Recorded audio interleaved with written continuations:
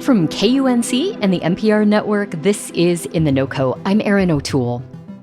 Visitors to the Rocky Flats National Wildlife Refuge northwest of Denver see rolling hills, elk, prairie dogs, beautiful scenery.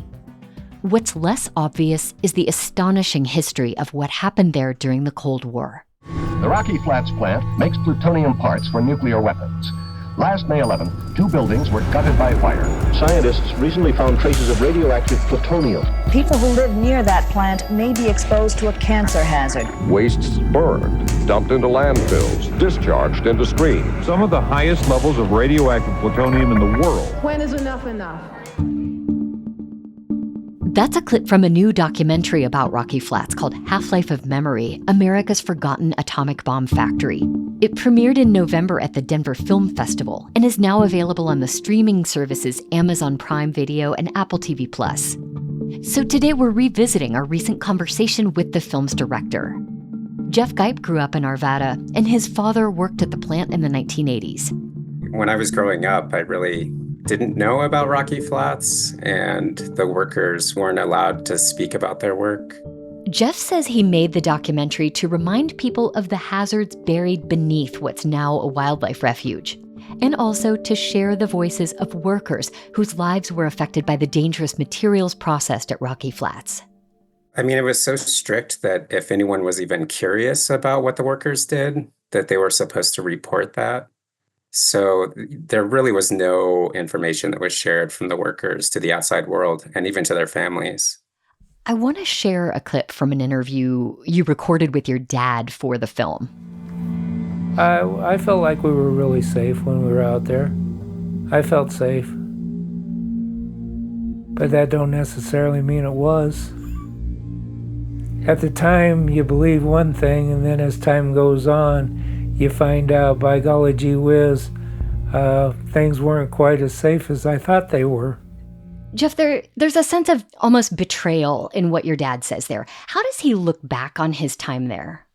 You know, I think that there was a lot of camaraderie with the workers because they weren't able to speak about what they did outside of work. So he's still very fond of, his coworkers, and there's still also a sense of pride in what they did. They're considered Cold War veterans, and they felt like what they were doing was protecting America.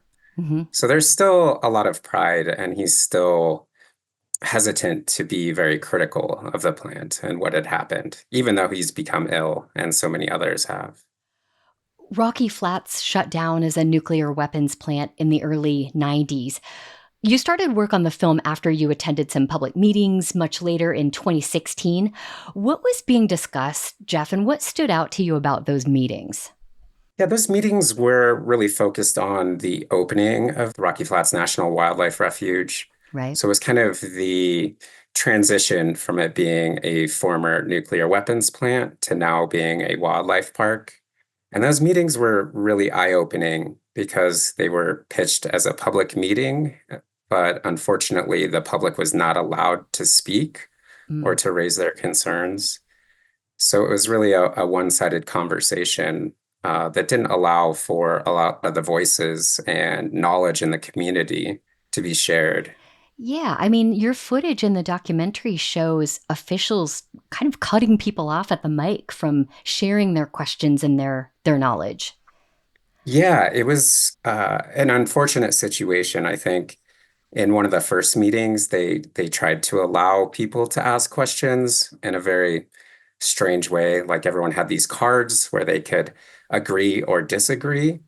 And they allowed a few questions, but very quickly realized that there was concern that they did not want to be out there. There were some media outlets that were there.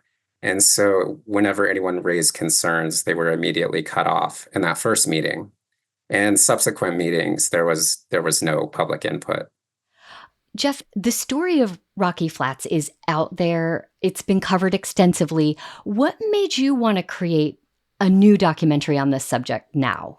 I really kind of dove into the research of the plant after I had got some distance from Rocky Flats and from Arvada, where I grew up. Right. It was eye-opening. in a way, I'm sort of a product of Rocky Flats, being that my dad worked there and supported our family through that work. I felt like we really need to understand this site. And even I, who, the son of a former worker, had no clue what was going on there. You interview in the film a former employee named Judy Padilla, who worked there for many years, along with her husband. And I want to listen to a clip of Judy from the documentary. The people who worked in these nuclear facilities felt, all of them, I can say that, being a worker out there, that they were helping out our country. And we felt that our country would protect us and provide for us. They didn't do it. We know that so many of the folks who work there, including Judy and her husband, developed cancer. Her husband died from cancer. How hard was it to find former Rocky Flats employees who would speak openly with you? Almost everyone that I reached out to was willing to speak with me, which I found surprising. Why is that? I think there's this perception that, the former workers are kind of guarded, and they were for a very long time. But I think a lot of people also feel very close to the site, having worked there, even residents growing up near the site. There's a very deep connection to it. So I think it's something that they enjoy talking about and are happy to share that information. One of the central ideas of the documentary is that people have sort of forgotten the radioactive legacy of Rocky Flats. That's echoed by many of the people you interviewed who are concerned about what the site has become. Why is it so troubling, do you think, that it was turned into a wildlife refuge? The unfortunate side effect of converting it into a wildlife refuge is that it allows people to forget what was there. If you were to go out there, there's no visual, none of the buildings, you can't see any of them. They're buried, they're under the soil. You're also not allowed into the center of the refuge where those buildings once stood. But it's a very beautiful landscape, and there's no signs to tell you the history of the site or that there's remaining contamination.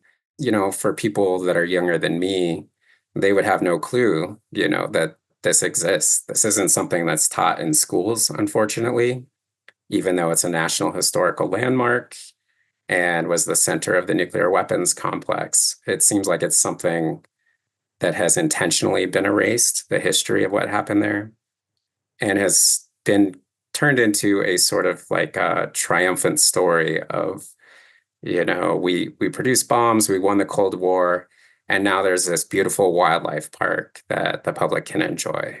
These contaminants, plutonium has a half-life of 24,000 years. So in that amount of time, it'll be half as radioactive as it is now. So it's, thousands of generations that this issue will persist, whether people remember it or not.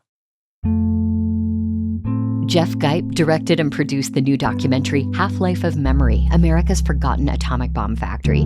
It's streaming now on Amazon Prime Video and Apple TV, and it will be shown at the Environmental Film Festival in Golden later this month. We'll have more info in our show notes and at KUNC.org. That's it today for In The NoCo. I'm Erin O'Toole. Thanks so much for listening.